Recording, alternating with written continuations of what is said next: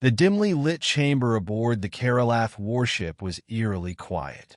Thick, organic walls pulsed faintly, and a faint mist hung in the air, amplifying the acrid smell of alien biochemistry. At the center of the chamber stood Private Marcus Gage, bound to a pulsating column of living tissue. His uniform was torn, his gear stripped away, and alien tendrils snaked around his wrists and ankles. "Subject is awake," announced a Karalath scientist, its voice a mix of clicks and guttural tones.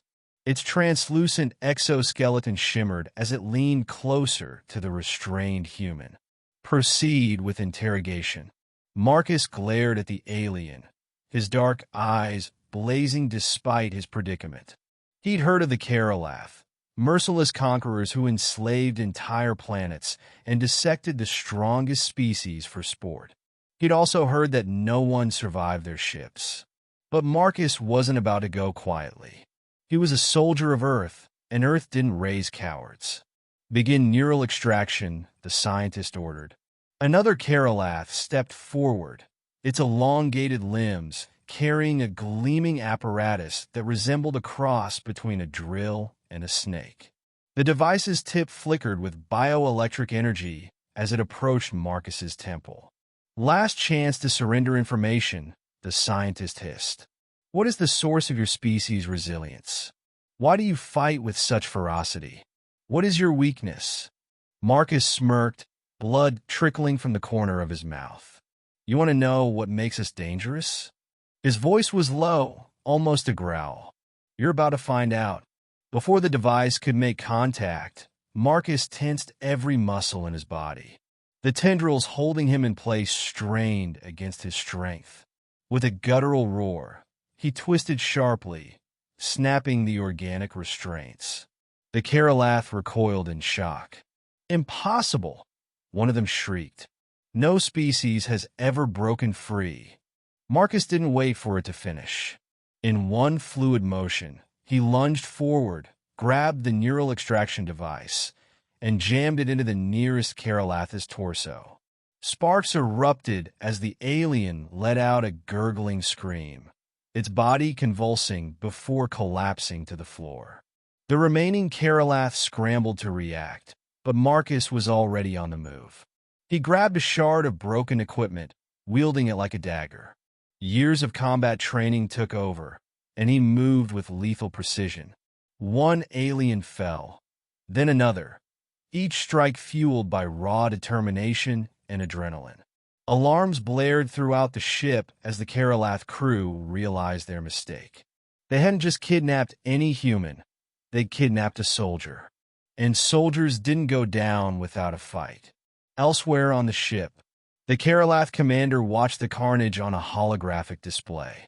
The soldier was making his way through the ship, taking down warriors, disabling systems, and using alien weapons against their own kind. "This is unprecedented," the commander said, its voice trembling. "Humans are supposed to be primitive. How is he doing this?" "They are a warlike species," the scientist explained, clutching a wound from the earlier skirmish. "But this one, he operates on instincts we cannot predict. It is as though he thrives in chaos." The commander hesitated, then gave a grave order. "Release the Grathan." The Grathan was the Karalath's most fearsome bioengineered beast, a towering, multi-limbed predator designed to annihilate any threat. They rarely unleashed it, but desperate times call for desperate measures. The beast awakens.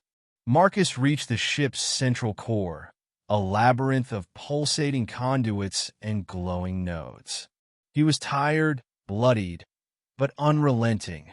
Just as he began sabotaging the ship's power systems, the floor beneath him trembled. A guttural growl echoed through the chamber.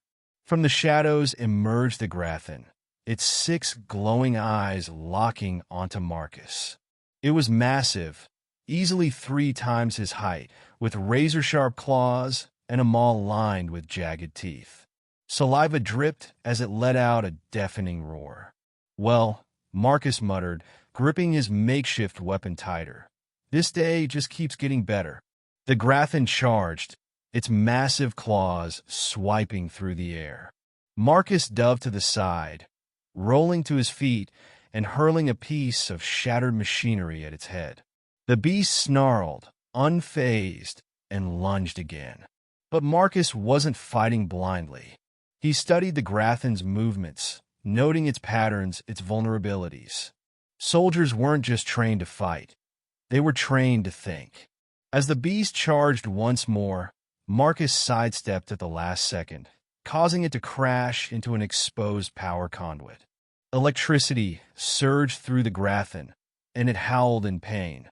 Marcus seized the opportunity, climbing onto its back and driving his makeshift blade into a cluster of glowing nodes on its neck. The beast thrashed violently, but eventually collapsed with a final, pitiful whimper. The ship's final moments. Marcus didn't waste time. With the Graphin down, he set the ship's reactor to overload. He sprinted through the corridors, evading panicked Karalath soldiers who were too terrified to stop him. By the time he reached an escape pod, the ship was already shaking violently, its systems failing one by one. As the pod ejected into the void of space, Marcus watched the Karalath warship erupt into a brilliant explosion. He leaned back in the cramped pod, breathing heavily but grinning. Back on Earth. When Marcus finally made it back to Earth, he was greeted as a hero. His story spread quickly, inspiring not just his fellow soldiers but humanity as a whole. The Karalath, meanwhile, learned a lesson they would never forget. They had underestimated humans, creatures of unyielding resilience, unpredictable ingenuity, and an unshakable will to survive. And somewhere, across the stars, Marcus's message echoed loud and clear. Never corner an Earth warrior. Hope you enjoyed the story.